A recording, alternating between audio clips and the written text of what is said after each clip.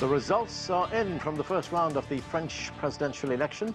Incumbent Emmanuel Macron will face challenger Marine Le Pen in a runoff. Who will win? Hello, I'm Anand Naidu, and this is The Heat.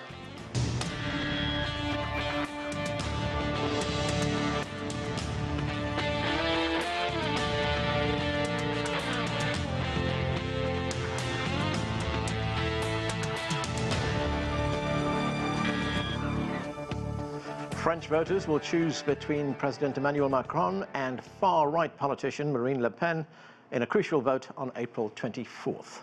This isn't the first time the two are going head-to-head. In 2017, the then 39-year-old Macron beat Le Pen, becoming the youngest president in the country's history. CGTN's Thompson reports from Paris. The morning after a national election to choose France's next president, there's a sense of déjà vu. Once again, Emmanuel Macron will go head-to-head with Marine Le Pen. But as the headlines of the nation's papers suggest, the sentiment among many voters here is ambivalent. I didn't vote for these people, and I don't want them in the second round. I was more in favour of the third runner-up, but it didn't work out by just a few points. Like a lot of people, we are disappointed to have the same configuration in the second round again, and voting by default is a bit annoying time after time. The results indicate more polarization than ever before in French politics. In a field of 12 candidates, only 3 managed to achieve more than 10% of votes. This has also been a moment of reckoning for the parties that held power at the Élysée less than a decade ago. Both the Socialists and the Republicans suffered historic defeats, with neither able to obtain more than 5% in Sunday's vote. 12 million of France's registered voters stayed home during Sunday's election. That means abstention was up from 2017, but not at the record levels some had feared. Both Le Pen and Macron want those people to come out and support them in the second round. I call on all French people of all persuasions, from the right, from the left and from elsewhere, French people of all origins, to join this great national and popular gathering. Together we will build this victory with enthusiasm and conviction in order to implement the great changeover that France needs. I invite my fellow citizens, whatever their political leaning and whatever their choice was in the first round, to join us. Some will do it to keep the extreme right out of power. 2 weeks of intense campaigning lies ahead for the country. Macron will push stability and business as usual, while Le Pen is likely to champion her responsiveness to a cost of living crisis. Though the ballot will look the same as it did in 2017, this is far from the same race. Thompson, CGTN, Paris. Joining us now from Berlin, Yves Sintomer is a researcher at Maison Francaise, a research centre in Oxford, England. From Miami is Remi Piet. He is a senior partner at Embellie Advisory. Here in Washington, D.C., Anton Fedyashin is a professor of history at American University and author of Liberals Under Autocracy, Modernization and Civil Society in Russia. And from Paris, Joav Toker joins us. He is an assistant professor at the American Graduate School in Paris. Well, welcome to all of you. Joav Toker, let me start with you. The first round is over. Emmanuel Macron has almost 28% of the vote, Marine Le Pen 23%, and Jean-Luc Mélenchon, who is on the left of the political spectrum, he has 22%. So what is your assessment of how things turned out in this first round? Well, it's going to be tight. All the indications point to that. It would have nothing to do with the proportions in which Macron won last time around, 5 years ago. Reminding you, he got almost 66%, and Madame Le Pen got 34%. The few polls which were out since the end of the voting on the first round, namely hardly 24 hours ago, indicate a span of 51 to 49 in favor of Macron, all the way to 54 to 46 in favor of Macron. That's tight enough to start with. But the reliability of this kind of polls that early after the first round, and that 12 days away from the second round, is very fragile. And the number of variants which enter into the picture in order to try and analyze who may have better chances over specific traditional ways of looking at it may not work this time because of the level of despair, because of the level of rage you'd find at some place, because of the fact that these two candidates who are now facing each other actually represent hardly 40–45% of the overall electorate and have rather tight and tense relations with the other candidates. So it's a tormented scene, and one would say that in terms of traditional judgment, Macron has some advantage. But if it is indeed an advantage at this stage, it's a very thin and fragile one. Remi Piet, Marine Le Pen experienced a surge in the polls in the final weeks of this election campaign. It seems that the message that she had resonated with voters. To what do you attribute this surge? Well, you have to look at it in comparison with maybe the 2017 elections. And in the case of 2017, Marine Le Pen was, considered as a far-right candidate, and she still is when you look closely at her program.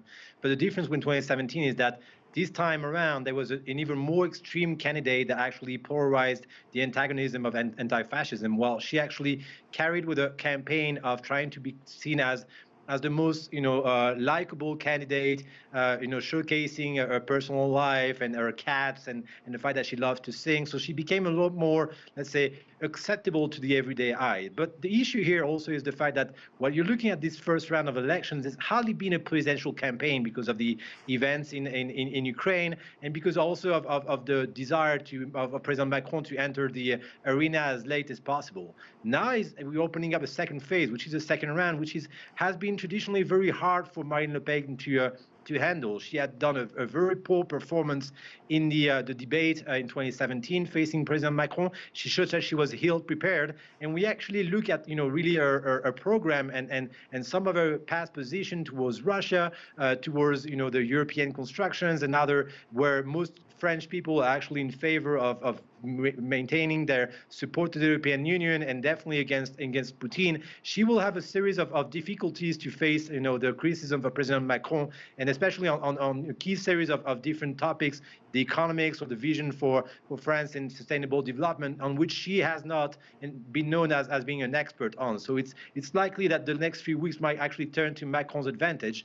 And if you add the fact, and I'll finish with this, that most of the candidates that didn't make it to the second round called for voting in favor of Macron, I'll be a little more optimistic that the first participant to this debate, and think that even if Macron will not be able to have such a large success against Marine Le Pen as he did in 2017, the odds are in his favor right now.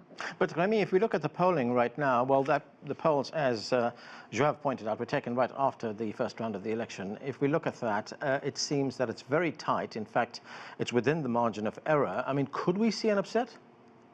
No, I mean, it is very true what you're saying, and when you actually look at the people that voted for Mélenchon, for example, the third candidate that actually was able to reach 21% of votes from the far left or left wing of politics, most of his electorate would actually have answered to any polling question ahead of the first round that they would not vote for Macron, because there's an antagonism towards this feeling of Macron being the candidate of the establishment, and there's a resentment towards Macron. However, when you listen to what Mélenchon said just after the results of the votes, he clearly called for not providing one vote to Marine Le Pen, and therefore a lot of different people voting for left-wing parties, although if they would not be likely and having their desires to vote for Macron, are inside their DNA.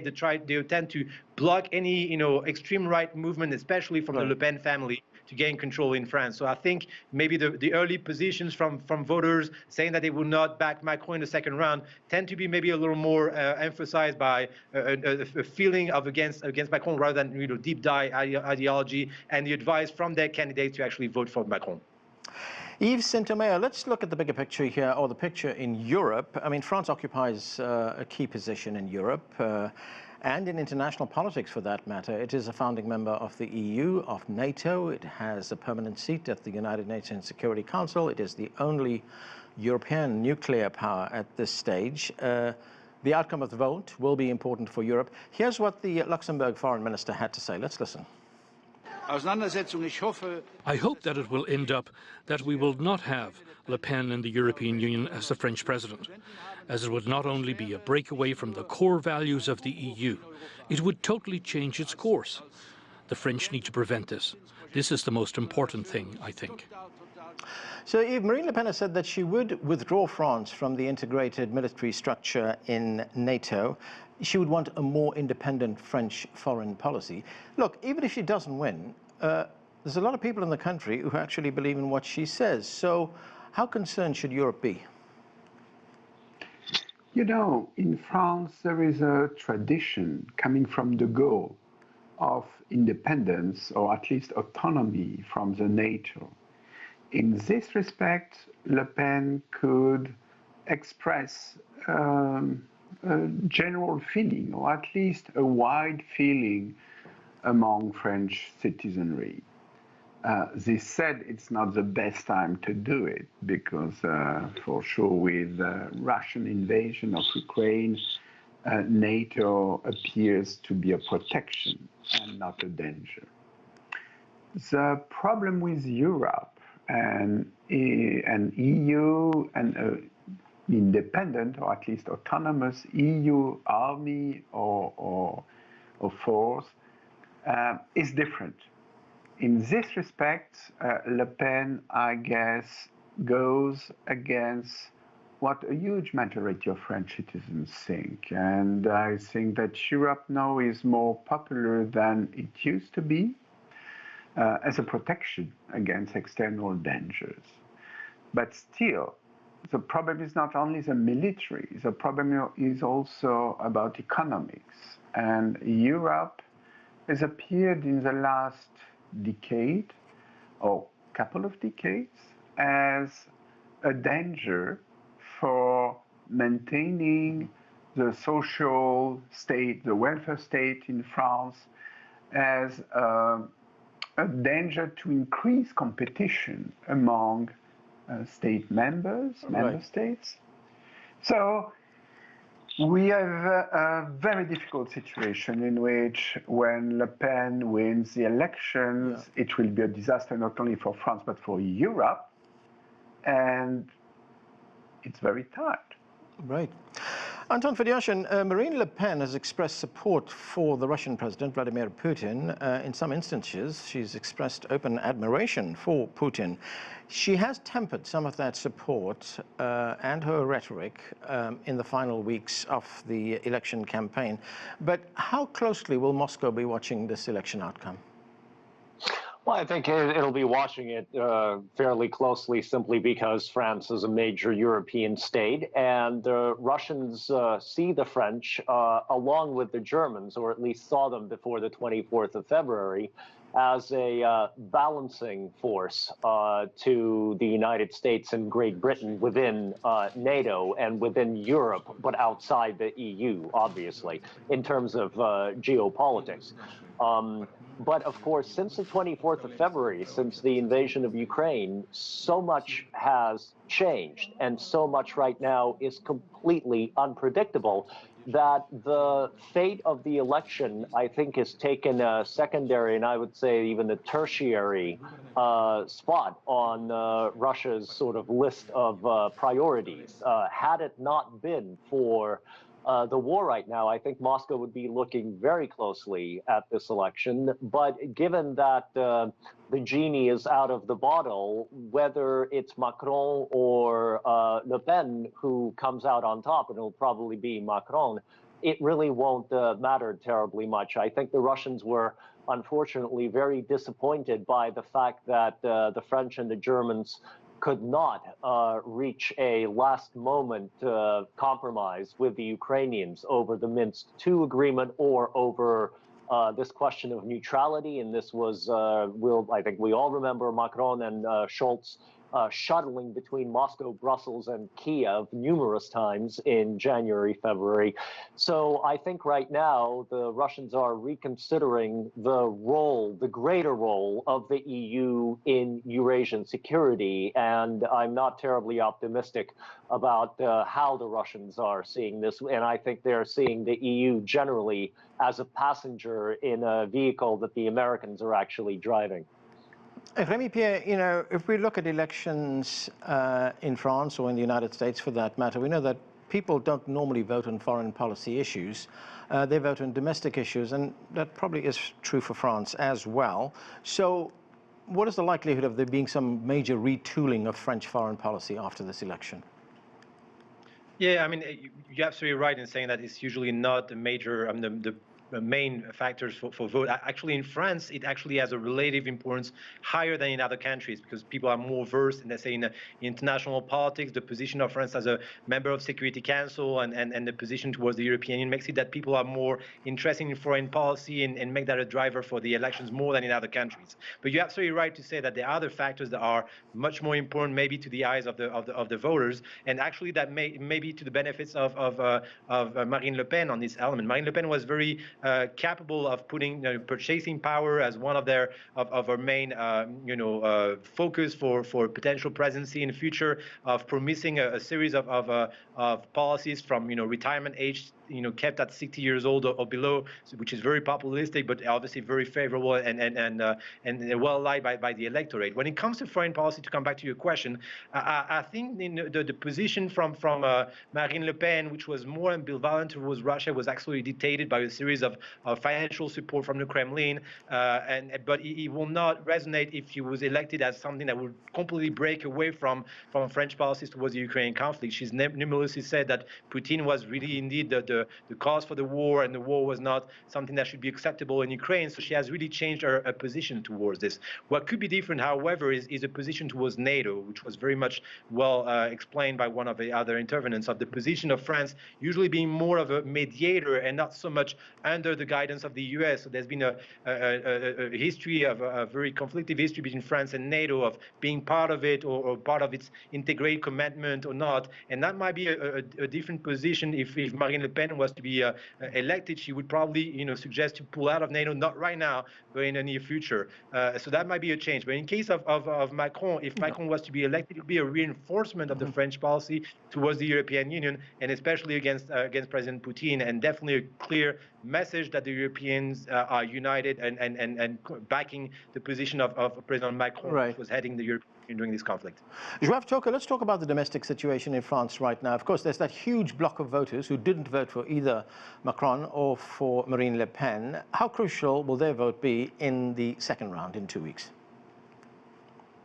Very crucial, and not just because of the mere fact that less than half of the French electorate did vote for any of the final competitors, but also due to the fact that if you add up the overall additional votings for both the extremes, the extreme left and the extreme right, you get up to 63–65% of the electorate had voted in a way which would rather clearly be identified with not only a protest type of vote, but more so, let's say, aggressively protesting. When you have that many voters, such a large percentage of the overall population which identifies itself with extreme reactions, this is a shaky situation. Now, it's true that the electoral system in France, based on 2 rounds and elimination process, actually helps in a way, in creating perhaps some more attraction towards the extreme. But this phenomena of the attractivity of the extreme, both on the left and the right, has been constant in French politics for at least a decade and a half, if not more.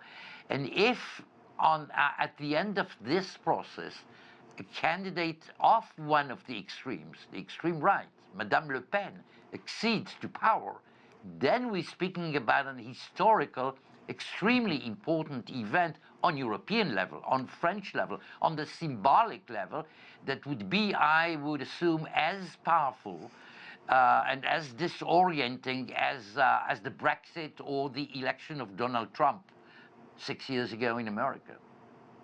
Yves Sintomer, if we look at where Marine Le Pen started out and where she got to, I mean, she did pick up significant support in the weeks before the election.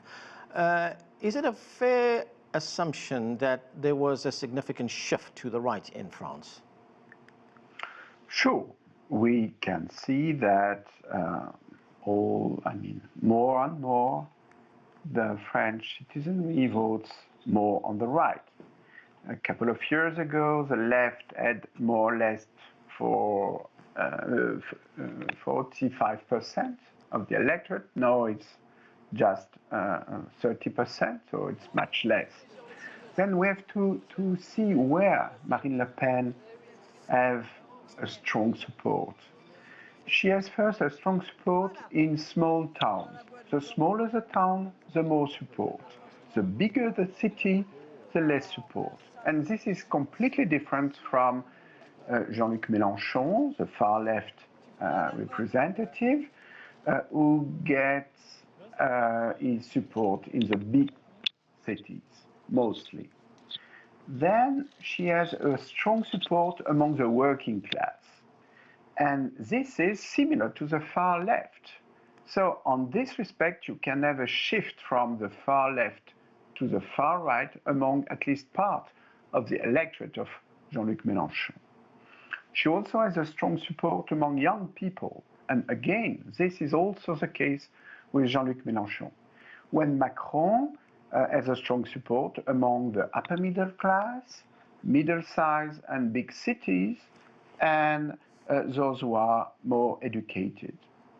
In addition, Marine Le Pen is very strong in the north of France, which is something like the Rust Belt in the US or the northeast in China, all the industrial regions which are in decay at the time being. Right. And in the south of France, where a lot of people came from Algeria when France lost Algeria. So it's a very specific electorate, and she succeeded on the social issue much more than on the migrant issues. Those who vote for Le Pen live in places in France where you don't have migrants. Right. Okay, Anton Fedyashin, one of the unintended consequences of the Russia-Ukraine conflict, or I should say, one of the unintended consequences of the West's response to the conflict is that we've seen international supply chains, which were already under strain, get even worse. It's affecting countries throughout the world. It's affecting countries in Europe as well, including France. We're seeing prices going up. We're seeing shortages of goods, etc. And I'm wondering to what extent these things influence people's behavior at the polls. Well, greatly. I think more so than the more abstract questions of foreign policy. Le Pen today bolted out of Paris. I think she was in Tourigny-sur-Oreuze and just outside of the city, not far from Paris. And she was there speaking about the cost of living. This is going to be an issue for all European politicians who will be standing for elections in the next few months, because prices that already started going up before the Ukraine-Russia conflict are going up even faster, as are prices not only on goods, foods and things, but on energy. And of course, all of the talk about potentially banning Russian oil and gas, which I don't think is actually going to happen, because there's simply no replacements for them yet. All of that is going to drive prices even further up. It's going to play into the hands of populists. Now, I don't think things are going to get sufficiently bad between now and the second round. And I think Macron is still going to pull it out, although who knows, surprises happen. But in general, the situation in Eastern Europe, of course, affects all of Europe, which, by the way, is an encouragement to the EU in general to try to lean on both sides and bring them to the table, because the situation is only going to get worse, especially considering that the Russians are looking like they're gearing up for a major offensive in the Donbass. Right. So I think that this is going to be a major consideration for all voters, not just in France, but beyond. Remi Piet, I read one French analysis on the outcome of this first round this morning, and this is the way it was put by the writer. He said, he framed this election as, at one level, a battle between globalization and nationalism. And if we look at the results of this first round, then globalization lost. Do you agree? Well, I agree with the framing of the debate here between globalization and nationalism. Whether or not you see it as, you know, a victory of nationalism and globalization is maybe a little far-fetched here. Mm-hmm. When you look at the 20% that voted for Jean-Luc Mélenchon, some of them didn't vote for nationalistic purposes at all. They actually are very much in favor of secularism in France. They're in favor of different religions living together. Jean-Luc Mélenchon has often been tagged by Marine Le Pen as a president of the Muslim communities or the minorities in France. So that shows that a lot of people that have mixed background have actually voted for Jean-Luc Mélenchon, and those would be, you know, people from, you know, global background. It is, however, clearly a second round that would be very reminiscent from the kind of Clinton-Trump divide in 2016, obviously. But I think the French population differs from the American one, for example, in the sense that they are quite proud of their position into the European Union and their position towards the global world, much more than, you know, what it was the case in the US. And Macron will actually be very much at ease in trying to coin Marine Le Pen as a French version of Donald Trump, as he already has done in 2017, and as an ally of Putin, two key figures that are very much hated by the French population. So as a result, I think the kind of global movement that Macron represents is likely to attract more voters. We have to mention also the fact that already 75% of French people voted in the first round. So there's really not a lot of margin for Marine Le Pen to be able to attract new votes for a nationalistic agenda, which is not exactly in fashion right now at a moment of global conflict. Okay, and that's where we have to leave it. Thank you to all of you for being with us. I'm Anand Naidu in Washington, D.C. Thanks for watching.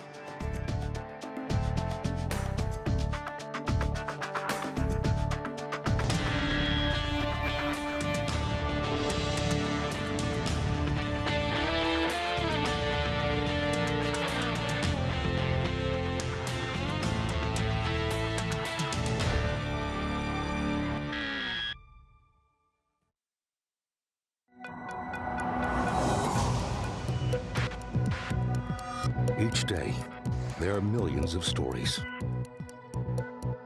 Each one can open new perspectives, new possibilities. Wherever you look, we are there. To see, discover, explore. We put the pieces together to find what really matters to you, all around the world, all around the clock. Our reporters are at home across the globe.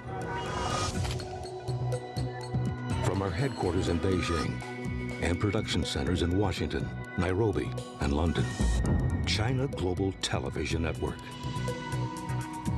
Stories from across the globe, reaching people across the globe.